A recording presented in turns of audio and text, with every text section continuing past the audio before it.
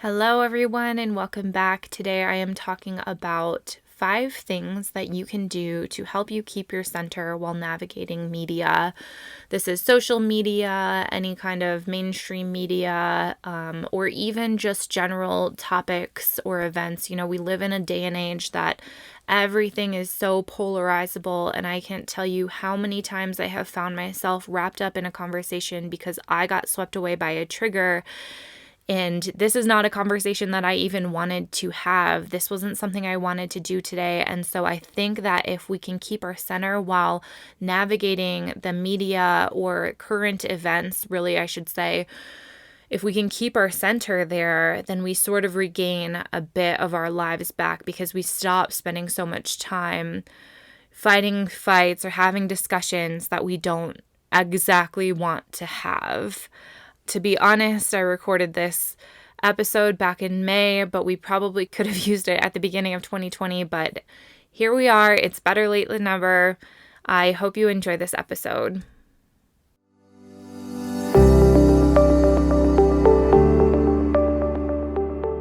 Welcome to the Get Out of Your Head podcast, where we talk all about the stories that keep you stuck, blocked from manifesting what you really want, and away from your authentic life. I am your host, Sarah, from Spirit, Mind, Body.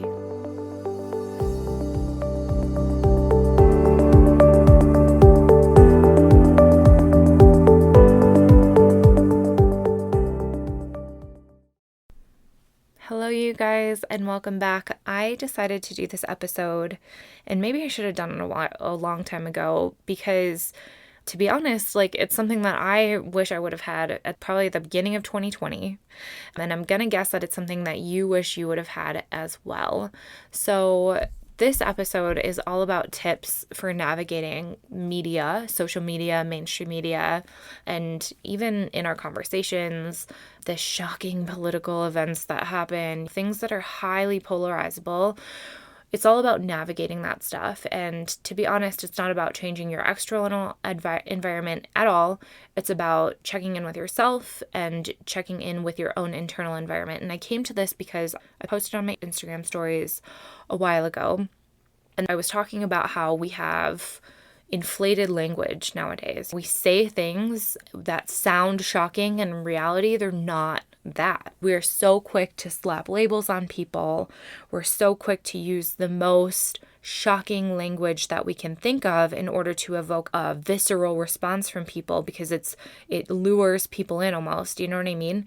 And we have to stop and check what the reality is, and I think that it starts in the media. When I say media, I mean social media, mainstream media, wherever you get your news or your worldly in the know, wherever you get that, that's what I'm talking about. But it starts there, but then it started to even permeate into our regular normal conversations and the way people treat each other. And it's incredible. I mean, I've seen people say things like, you're being abusive, you're bullying, you're harassing, and the other person was not doing any of those things. And so I've seen this over and over again. And so I felt like maybe we need to address it. And so I have 5 things for you today. Of course, it is not a catch-all.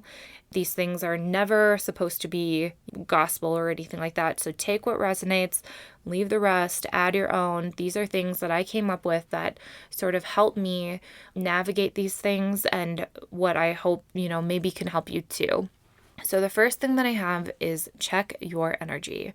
Check your energy early and often. And if checking your energy doesn't really you don't really get what does that mean? For the longest time, I didn't really understand what that meant, especially talking about energy didn't really click with me. It really is just this internal check about what are you feeling at any given moment, checking in with your intuition. And if you don't know where to start with your body. Your body will tell you everything you need to know. When you're triggered, your body will go into some form of discomfort. When something feels off, when something's not aligned, your body will always give you a signal. that is in a form of discomfort. And so it could be knots in your stomach, it could be tightness in your chest. You might feel like woozy, for lack of a better term. You might feel tingling in your hands. You might feel flush in your face. Whatever it is for you, it's going to be different for everybody. What I have noticed for myself is that my awareness starts to go sort of behind my eyes and in my head. I start to not notice things around me as much. I start to become very ungrounded. I think like that's like the way that I would describe it. I'm not grounded. I'm in my head. As a side note, that's the whole point of calling this Get Out of Your Head podcast. But I start to get in my head and I start paying a lot of attention to my own thoughts, to my own stories, and I start to believe them. And then my story will usually start to spiral into some version of blame where I blame anyone in my crossfire. I blame my car, my spouse, my kids, like anybody around me. And they're just stories that I tell myself in my head. And I sort of try to reserve myself. I try not to bring these things up when I know I'm in a story, because the truth is that for the longest time I didn't. And I truly believed that it was somebody else's fault. And I truly would like put that on somebody else. And it's really not fair. And so if you can be more aware of your own thoughts and your own tendencies, then maybe, you don't have to share your story with somebody else, because your story is probably coming from a place of pain and a place of hurt. And what we do when we share our stories with somebody else is we just continue to perpetuate that hurt. We continue to inflict pain on somebody else that is really undeserving. Okay, that was just like a side tangent. So I start to blame, and because blaming actually makes me feel sort of like a victim, my inner critic will actually come to save me. So my inner critic will start to sort of correct somebody else's actions. It'll say something like, he should have done this. It should have been that way. This wouldn't have been happening if that person didn't do this, that, or the other thing. And so I start to almost live somebody else's life for them because I'm telling them what they should have done. This is how it spirals, right? Instead of just sort of accepting that, like, okay, I'm a little bit stressed or I feel crappy right now and I'm just going to go with that. Okay, so start checking your energy, like I said, early and often. Check your energy before you get out of bed. Check it before you open your phone to scroll. Check it while you're scrolling, when you go to work, when you enter a room, when you go to a store, when you meet somebody new, when you're having a conversation with somebody, when you're listening to a story, maybe when you're being called to the doctor's office. I could go on and on, but I think you get it. Check your energy often. This is how we start to come back home to ourselves, and this is how you can tell with practice when something is off.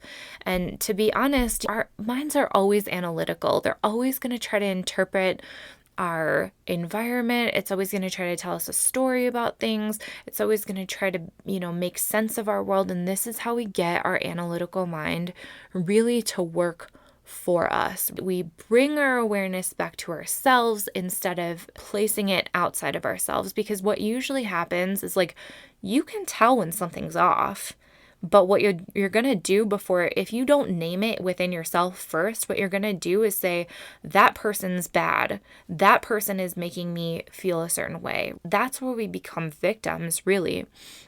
If we don't bring it to ourselves first, it's going to seem like it's an objective, somebody's actually evil or somebody is out to get you, instead of being like, oh, okay, I'm recognizing that this is something that is happening within myself, and what is the lesson that I'm supposed to learn from this?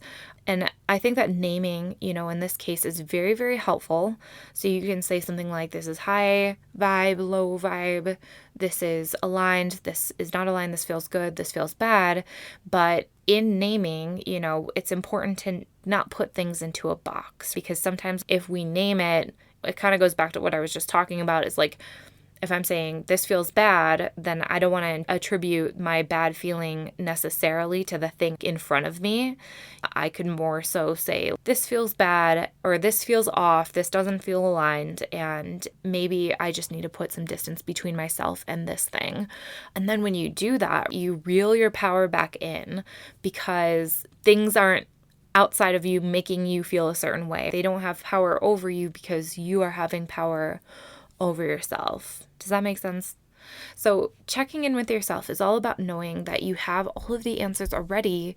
And deep down, it's like listening to that internal voice just one moment at a time. And with practice, like I said, you're going to be very good at recognizing when something's off. You'll stop being drawn to the things that like shock you but also hurt you. Those kinds of stories are really seductive. When I see a shocking headline, it's very, very seductive. There's something, alluring about that, but also it hurts you at the end of the day. And so when we start naming things like that, then you can kind of start moving away from those things instead of being captivated and sucked into them. And this is sort of what happens to me is that I will recognize that something's just not good for me. And, when I start to name it over and over again, I don't really even have to put in effort to steer clear from it. When I'm like, you know what, this just isn't good for me, it sort of just disappears. It disappears from my focus. It disappears from my energy field, from my awareness, whatever you want to call it. It just sort of like falls off. I don't really even have to, proactively. I mean, sometimes you do have to have hard conversations. You have to block. You have to put up your boundaries. We're going to talk about that in a minute, but not always. Sometimes we just, kind of gravitate away from it. We're not an energetic match for it anymore, and so it stops finding us. Does that make sense? Okay, so the second thing is we need to question things. We need to ask this, is it true? So this is the core question of Byron Katie's work, and I have been following Byron Katie for many years. And if you don't know who she is, she's so great. You could start on YouTube. You can go to Instagram. I started with an audiobook called Loving What Is. Those are my recommendations. Go check her out. She's so good. But when she does the work with people, she asks people 4 simple questions. And the first 2 are, is it true? And can you absolutely know that it's true? And what you find when you start doing this work and start asking yourself these questions is that there are very few things in this world that we can know for 100% certainty. And so these media streams, social media and mainstream media and otherwise, are all crafted, like they all make headlines that are specifically crafted to grab your attention and to get you going, right? That's how they hook you. That's how they draw you in. It's their job. It's frustrating to me when we try to change what the headlines are saying, when we try to place blame on the media. It's their job to hook you. It is literally what they do. Everything in this physical world is inherently selfish and geared towards its own survival. We are not different. We need to just admit that, like, we're selfish people. We're selfish creatures, and entities like CNN, Fox News, Instagram, podcast platforms, whatever it is, are all self-serving. If you've ever worked for corporate America, it's all about how do you increase profits? How do you decrease? And they don't really care who they lay off, and it's sad and it's heartbreaking, but that's just the truth. And so to be honest, we just need to get over that. We need to get over that we want other things to have our best interest in mind. They don't. They are self-serving, and we would be more at peace if we just accepted that. It is their job to hook you, and they don't care if they manipulate you or not. It's their job to do that. It's your job to take that responsibility and to question it and to ask yourself, is it true? And to move away from it if it's hurting you. On another note, sometimes I think that news ads / articles pose as sort of helpful, but when you read into it, it actually is just designed to provoke a fear response in you. The fear response is disproportionate to the reality of what could happen, and that happens all the time. These ads put these fear responses in us so that we get sucked in, so that we get panicky. And then they're like, oh, okay, I have the solution for you. And in a panicked mode, you're like, well, what do I need to do to make this go away? But I see headlines, I have like an Echo, what is that? An Echo Show, where the headlines show on the Alexa. They show me all these headlines all the time. And it's like suggestions. You could try, Alexa, give me a COVID-19 update. Or Alexa, how many people are vaccinated near me? And so it's almost like it's trying to be helpful, it's posing as being helpful, but really all it does is suck you in. It's almost as if having a COVID update is going to change what I do. And maybe that's the question, is like, is it going to change what you do? If knowing about this is going to change what you do, then go ahead and watch the thing. But for me, it doesn't change anything. And if anything, it just puts me more in a fear state. And that's just not the place I live. I don't live in these spaces. And to be honest, if I did, it would prevent me from doing what I really wanted to do. And so you have to come back and ask yourself, like, is it actually helpful? Or am I just draining my energy? Am I amplifying my stress response? Or am I wreaking havoc on my nervous system by buying into these things? You know what I mean? So if you find something worthwhile, to investigate, then go investigate it. I think that that's a very valid thing to do. I wish that we would do that more. But this is a very important point. We have to figure out what's worth investigating. What I think that is very important to recognize is that we are finite creatures. We have finite time, we have finite energy. We all have a path that we are destined to walk. But if you're buying into things because the masses are buying into them and you're like, I have to be educated because everybody else is educated, you have to question, like, is that right for you? And if it isn't, then you're detracting from your path. You're detracting from things that, you are meant to do. Does that make sense? So, yes, investigate if you want, but make sure it's worth investigation for you. And that goes back to checking your energy. And part of sovereignty is like being okay with not being sucked into what everyone else is into. It's okay to be ignorant about certain things, right? Like I have no buy-in. I do not know what goes on in celebrity culture at all, nor do I want to. That's not my path. And if it's yours, then great. But I think that it's important to recognize that we are individuals. Okay, when you decide something is worth investigating, here's my process. And I'll just be totally honest with you guys. I confirmation bias first. Whatever I want to believe, I'm going to investigate that first. And I'm just going to admit that because the truth is that you're going to investigate what you want to first anyway. And at least if I admit it, I'm also implying like, okay, there's a blind spot there. I know there's a blind spot. I'll come back to that. I open myself up to investigating that blind spot later. But if I don't even recognize that I have a blind spot, I'm just going to go off on a tangent and I'm not even going to look into where that blind spot is or what could be there. So what I do first and foremost is if there's two sides to the story, if there's two cases, two arguments to be made, I look at the one that I want to look at first, the one that I gravitate towards. And maybe that comes with checking your intuition too. Whatever you think is right at the core of it, you should look into that. You should, see what that's all about. But I don't stop there. After I've kind of exhausted my resources on that, after I've sort of done my due diligence of looking into that one, I will look into the other side, honestly and openly. And what I would say is that there's almost always two sides to every story, right? There are grains of truth in everything. And what always brings me the most peace is finding that middle ground, finding that middle way, and that only can come from seeing where that blind spot is and then integrating that.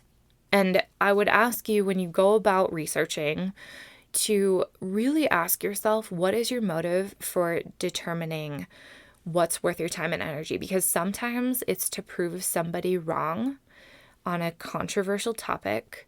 And that is a powerful motivator, but maybe consider that if you're doing something to prove somebody else wrong and it's taking you away from what you really want to be doing, then who has the power? Is it really you or is it somebody else? Okay, that's just something to consider. Okay, the third thing is know your triggers and work through them. Some people say that every trigger is a gift, and I mostly agree with this. If something in the external world has the ability to shake my inner peace, then I've basically identified where my internal structure is faulty or where it could use a bit of help. And then at that point, then I can work through it. But I also think that triggers can show us what we stand for and what we don't stand for. But what I would say about this is that I don't think that every trigger necessarily needs healing. So I'm going to come back to how to work through a trigger in a second, but I want to talk about that second part first. So the best definition of anger that I have ever come across comes from David Richo. You could probably pick up one of his books. It's David Richo, I believe. And he says, anger is displeasure at injustice. And so like righteous anger, I believe is not bad. And I believe we should not suppress it. The one story that comes to my mind growing up in like a Judeo-Christian culture, maybe you've heard of it, is when like Jesus, this perfect individual that comes and walks the planet, goes into the temple and it gets really pissed off and starts flipping tables or whatever he does. This is my own thoughts of how this happens, but he starts going in the temple and flips tables because there are merchants that are selling things. It's like blasphemous in the temple. And so there's a greater thing there. It's like anger, but it's for a greater cause. It's for connectedness. It's because their sights were set on materialistic things instead of on what really mattered. And so I think that righteous anger is not bad, but it comes from a deep place of connectedness. In righteous anger, you should feel closer to somebody else, not drive you away from it. You can be angry at someone or disagree and voice your opinion, and you should be able to say, like, this isn't right and I don't agree. But at the core of it, you have to ask yourself, where's that anger coming from? And if it's coming from a place of condemning, shaming, dehumanizing, or further separating, making somebody else an enemy, calling somebody evil who's not evil, coming back to that, using inflated language or whatever the term is, then I think that it just does more harm than good. We know from research that shaming, condemning, putting somebody on the outs because they did something usually makes the behavior worse, and it perpetuates hurt and trauma, and it's not good. So maybe like hate the action, but not the person. End the cycle. When you can be aware of it, it's on us to express our displeasure at injustice, but then also do it in the right way. If you want more on this, you can check out any of Brene Brown's work, or I'm going to butcher this name, Bessel van der Kolk, The Body Keeps the Score. He talks about trauma. He talks about shame and stress response. There's so many things. So all that to say that we can be angry, we can express our frustration, we can voice our opinion, but we do not have to perpetuate the trauma, the hurt, the shaming, the dehumanizing. And it comes from understanding that my displeasure at injustice comes from because I want connectedness. You get what I mean? Okay. Now, I'm going to talk about how to work through a trigger. This is my personal process. Take it or leave it, integrate it, whatever you want to do. So when you find yourself triggered, I think that it's worthwhile to ask, what is it about it that makes me angry? And then I keep asking that question until I find a core belief that comes back to me. So something that often triggers me is lack of autonomy. It just gets under my skin when people are manipulated. Either, somebody is manipulated or they're kind of blindly following things, but that's about me. People have the right to follow whoever they want to follow, and it's just a projection. And so I come to that by bringing it back to myself. What do I stand for? What do I believe? And then once I make that conscious, if I find that that's a worthwhile thing to hold on to, then I hold on to it. And if I feel like it's not worthwhile to hold on to, then I go through this process of releasing and working through and healing and feeling and crying. And there's a lot of things that go into it. But ultimately, when I am triggered, when I have that visceral response, when I'm like, okay, my face is flushed, my guts and stomachs, and my awareness is behind my eyes, I have to figure out what is it about this that reflects on an internal belief that I have about myself that now I've been projecting onto somebody else, because it always does come back to yourself. And so that's how you level up through your triggers. And maybe I could do a whole podcast episode that was like overly simplified, and there's a ton to this process. And maybe I think that also sometimes it's very individual and you have to find what works for you. Okay, I couldn't talk about navigating social media and mainstream media without talking about boundaries. Boundaries show up in basically every area of your life. So, boundaries are very helpful when you're trying to live your life. Boundaries are good because they kind of remove the blocks that prevent you from propelling towards your goal. So, like, for instance, for me, I put up boundaries around social media because I know I have blocks around certain things. And so if I put up boundaries, then it allows me to kind of further perpetuate. So Dr. Christiane Northrup talks about this in one of her books, Dodging Energy Vampires. She's so good. But she talks about this process about how, like, if somebody goes onto her page and leaves a comment that is mean or rude or something like that, she just deletes it. And some people could say, okay, well, that is a trigger that you should work through, and that may be true. But at the same time, is that trigger worth working through? My husband says this saying, and it sticks with me all the time.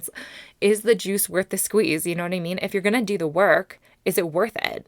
And maybe at some point in this life, we'll transcend all of our triggers. If that's your path, then that's your path. But I know for me, it's not to work through every trigger. And so that's why I put up boundaries, and I put up boundaries around certain things, around certain social media things, especially because that's where I put my work, and it helps me propel towards that path. So in that way, coming back to this whole social media, mainstream media, whatever it is that you're working towards, if something's detracting from that, maybe you should put up a boundary around it.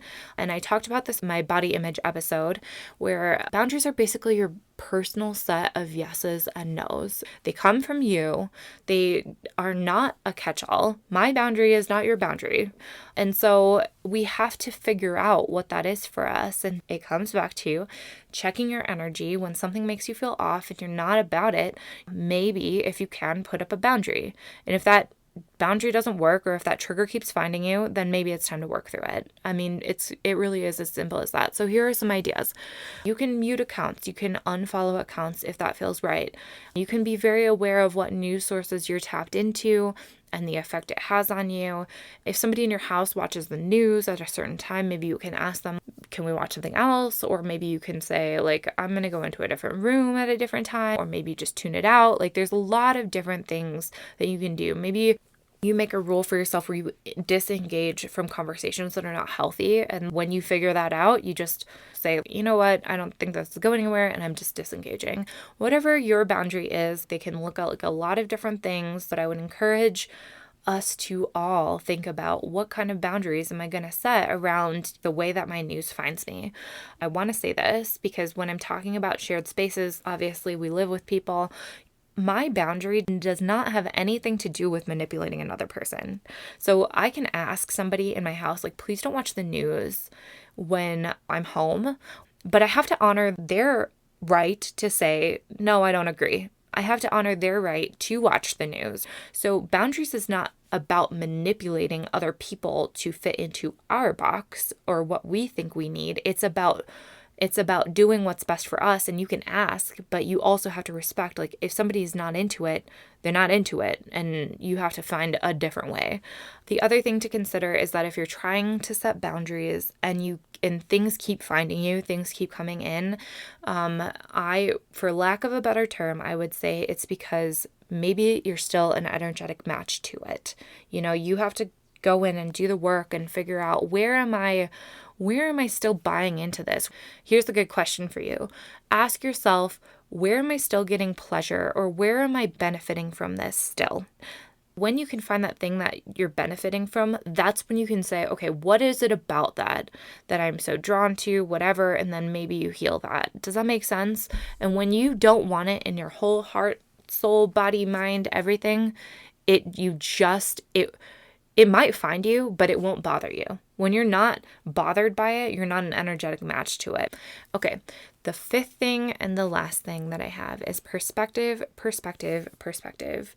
If you follow me, you are probably some version of spiritual, whatever that means for you. If that's believing in the universe, a higher power, if that's, straight up religious, whatever spectrum you fall on, you've bought into this idea that there's this greater purpose, there's something greater than us that is beyond us, that loves and has our best interest in mind. And so having faith that it's all for the greater good is a very good belief system to fall back on. It's a very grounding perspective to have. I think a lot of the stress that we get around media is that we have this idea of how things should be, and how things should be is usually according to our egos. And what I see is it's like this dualism, right? Like there's on one side, there's the ego, and on the other side, it's spiritual. And in this lifetime, we're meant to mesh the two together. And that's how we do things. And that's just my belief system. But whenever I get worked up, it's because my ego has kind of taken over. It's taken control, and I've forgotten about this greater plan and this greater perspective. And I become very egocentric. I think that the world kind of should shape to my box, or the way that I think things should be. And when I can get out of that, I can be at peace with people following their own path, people doing their own thing, people discovering things in the way that makes sense to them. And what I would say is that unless you're a sociopath, like, we pretty much all want the same thing. We all want peace. Everybody wants peace. We just have different ideas about how to get there. We have different priorities. And so we get really wrapped up in the narrative, our story, or how things should be. We forget that there's another person on the other side. We forget that we are intimately connected. But when we feel attacked or accused or justified, we tend to label that person and further separate them as like, we tend to label them as like evil or the enemy, right? Because it helps us with our self-preservation. It's just a natural thing, but we have to recognize that we do that. And so whenever I feel attacked, or whenever I feel, like I've gotten on the defensive, I always try to just remember that that's just a person, and chances are that person is hurting. Chances are that person is lost and confused. And when I realize that, I can then look at myself, and I can look at the kind of person that I become when I feel those emotions of like confusion or feeling lost. And I'm not a good person to be around. I don't like spit sunshine and rainbows when I'm feeling hurt, or when I'm feeling alone, when I'm feeling attacked, or when I'm fighting for my survival. And so recognizing that someone else is just in that. Somebody else is just there, and they're hurt and they're lost and they're confused, just like me. And there's that thread of connection. The thing that has brought me the most peace is recognizing that everyone's path is unique, and we are all geared towards survival. That is the thread of connection. We all have this common, we all want peace. We all want autonomy. We all want connectedness. That's where we're trying to return to. And everybody's path to get there is just a little different. And however somebody arrives at that is their unique thing. And I may not understand it, and that's okay. It's happening for their greater purpose. And that's where it comes back to like having faith, letting go, and remembering our spiritual nature. People come from different backgrounds with different knowledges, and I cannot expect somebody to know what I know, and I cannot expect me to know what somebody else knows. So accepting that I have a certain level of ignorance, and just knowing that there's so many things that I just don't understand, that puts me in a place where I can have an open mind and accept that I'm probably just missing something. And what I have come to know is that generally people are not malicious. On the whole of it, I would say actually people are not malicious, people are not bad, people are not evil. When I hold that perspective, I sort of just allow people to be the way they are instead of forcing them into the way that I think they should be. In that way, I think that is like the breeding grounds for healing that basically the entire world needs right now. So it's not to say that I don't have ideals or goals, or that we strive for better. This comes back to being able to voice righteous anger where it fits, but just knowing my place and knowing my path. allows me to serve in the best way that is destined for me, instead of making futile attempts to argue with somebody who already has their mind made up, or even worse, arguing with the way things should be when there's nobody to argue with, saying, oh, this media stream shouldn't be this way, or this social media platform shouldn't be this way. Anyway, I hope you guys enjoyed that episode. I think that we all sort of need a check on what we allow in, because to be honest, these things are everywhere, and and they're specifically crafted to make you react and to go into survival state. And so it's up to us to come back home to ourselves and to check our energy and to tap into our intuition and to find our center so that we can help perpetuate healing. Thank you guys so much for joining me, and I will see you next time. If you enjoyed this episode, I would invite you to subscribe, share it with someone you know, and leave an honest rating or review. You can also connect with me through Instagram at spiritmind.body, through YouTube, or my website. Links to all of these can be found in the show notes below. This work is not easy and requires tremendous self-reflection, grit, and a willingness to be misunderstood, and for that, I honor every single one of you for showing up for your authentic self. Until next time.